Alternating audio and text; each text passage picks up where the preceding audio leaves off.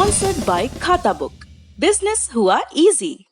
सबसे पहले आंकड़े। पिछले 24 घंटों के दौरान देश में नए मामले आए 45,951, मौत की संख्या 819 और ठीक हुए मरीजों की संख्या 60,729।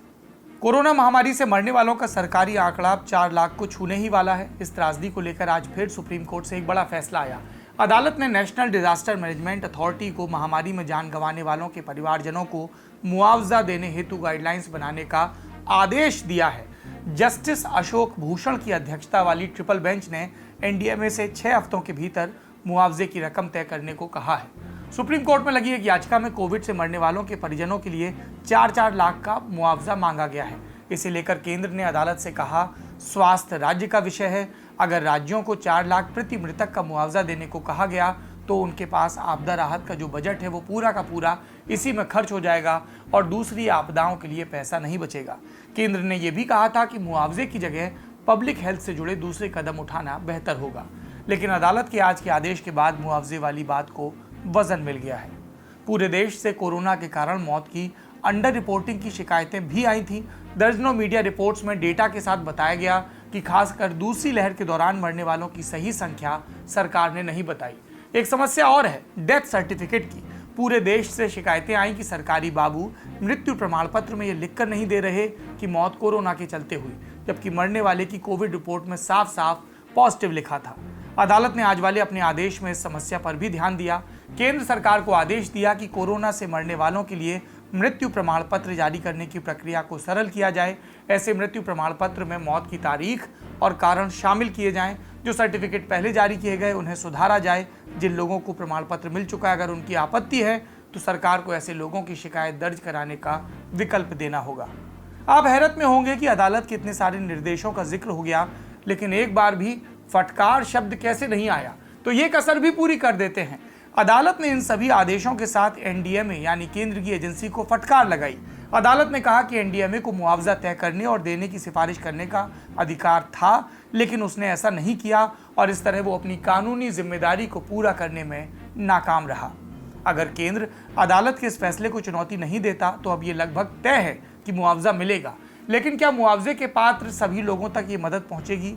ऐसा लगता नहीं, क्योंकि मोदी सरकार ने अब तक राष्ट्रीय स्तर पर डेथ ऑडिट का आदेश नहीं दिया है। सरकार ये मानने को तैयार ही नहीं कि उससे गिनती में कोई चूक हुई है। मुआवजे से अब चलते हैं महामारी के चलते लगे प्रतिबंधों पर। Directorate General of Civil Aviation ने आज अंतर्राष्ट्रीय उड़ानों पर प्रतिबंध 31 जुलाई 2021 तक के लिए बढ़ा दिया गया। हालांकि चुनिंदा रूट्स पर केस बाय केस बेसिस पर उड़ान की अनुमति दी जाती रहेगी। 2 अपडेट टीकाकरण के मोर्चे से भी हैं। आज महाराष्ट्र सरकार ने बॉम्बे हाई कोर्ट को बताया कि वो अपने बूते घर पर टीकाकरण शुरू करने जा रही है और इसके लिए अब वो केंद्र सरकार की अनुमति का इंतजार नहीं करने वाली। इस कार्यक्रम के तहत उन लोगों को घर जाकर टीका लगाया जाएगा जो किन्हीं स्वास्थ्य संबंधी कारणों के चलते टीकाकरण केंद्र पर नहीं आ सकते। दर्शक जानते ही हैं कि महाराष्ट्र सरकार लंबे समय से डोर टू डोर वैक्सीनेशन शुरू करना चाह रही थी, लेकिन टीकाकरण संबंधी नियम केंद्र सरकार के बनाए हैं। महाराष्ट्र की सरकार का कहना था कि इसी पेच के चलते ये काम शुरू नहीं हो पाया। दूसरा अपडेट कोवैक्सीन से जुड़ा है। इस टीके की दिक्कतें खत्म होने का नाम नहीं ले रही। भारत बायोटेक ने पहले दावा किया था पानी की एक बोतल से भी कम दाम पर टीके की खुराक मिलेगी, लेकिन कोवैक्सीन आज दुनिया के सबसे महंगे टीकों में शुमार है। 6 महीने से टीका भारतीय नागरिकों को लग रहा है, लेकिन अब तक WHO से मान्यता नहीं मिल पाई। समस्याओं की सूची तब और लंबी हो गई जब ब्राजील ने कोवैक्सीन की 2 करोड़ खुराकों के ठेके को स्थगित कर दिया।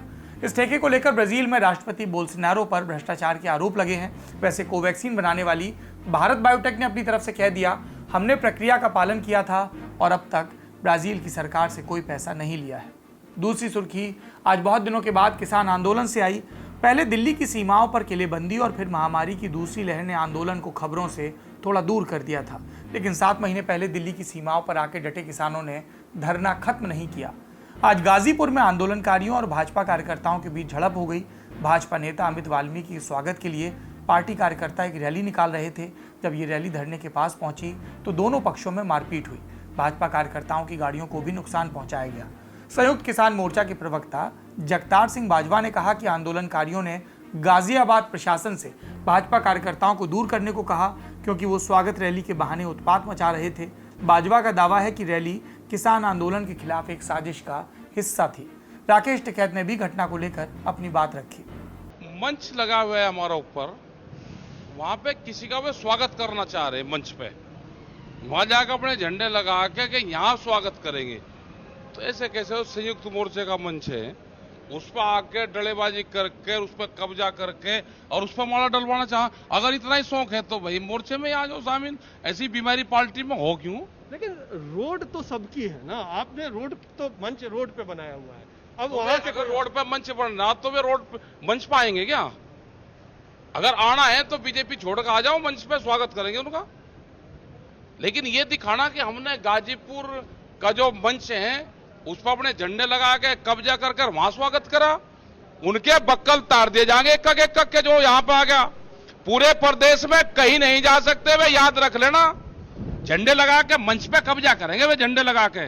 दूसरी तरफ भाजपा नेताओं ने आंदोलनकारियों की आलोचना की। हरियाणा के मुख्यमंत्री मनोहर लाल खट्टर ने कहा कि कुछ घटनाओं की वजह से किसान शब्द बदनाम हुआ है। पहलू ये निकल आया है कि इस आंदोलन के साथ कई प्रकार की ऐसी दुर्घटनाएं हो गई हैं कि जो इस शब्द को भी बदनाम करने के लिए और लोग मुंह खोलने लगे हैं।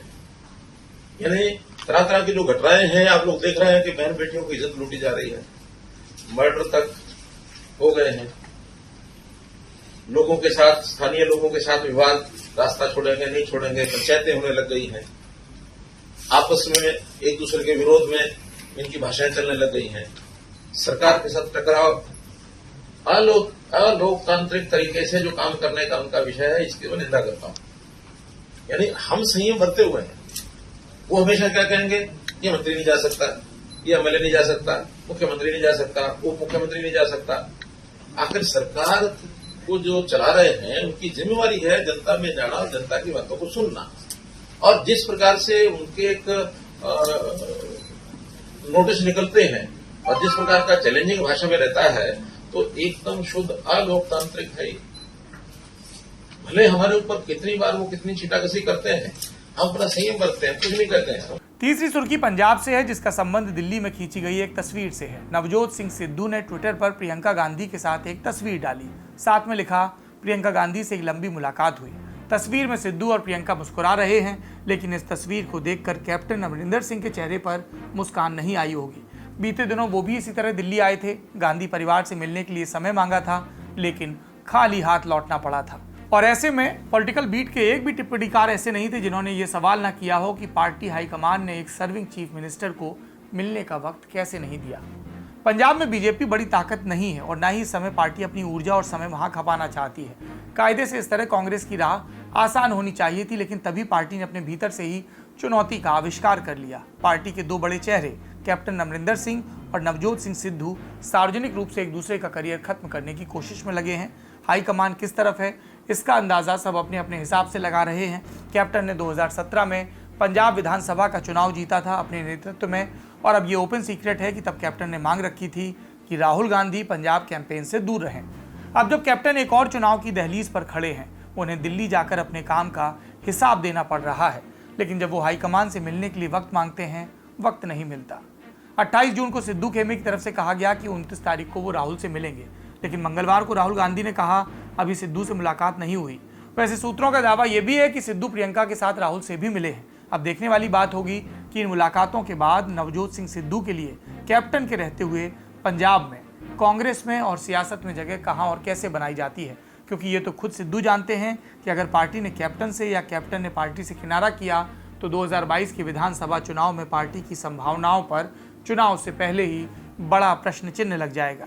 पंजाब की राजनीति की बात चल रही, तो चलते चलते आपको आम आदमी पार्टी के उस ऐलान के बारे में भी बता दें जिसके सहारे वो अपनी नाव इस बार पार लगाना चाहते हैं।